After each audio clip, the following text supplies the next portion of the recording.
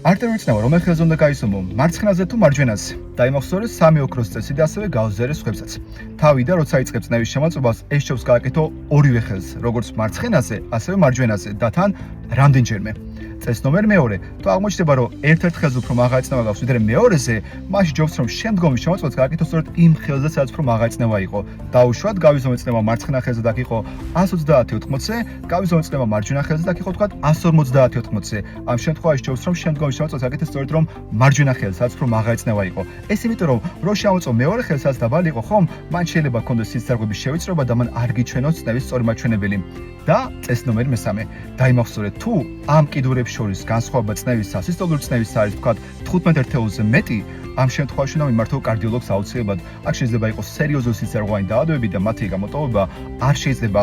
ამ შემთხვევაში შეიძლება დაგჭირდეს თქვა გამოკვლევა დოპლეროგრაფიული, ანგიოგრაფიული, ასე რომ კარდიოლოგი აუცილებლად ნახე. გავზერეს რჩევების ხვებსაც.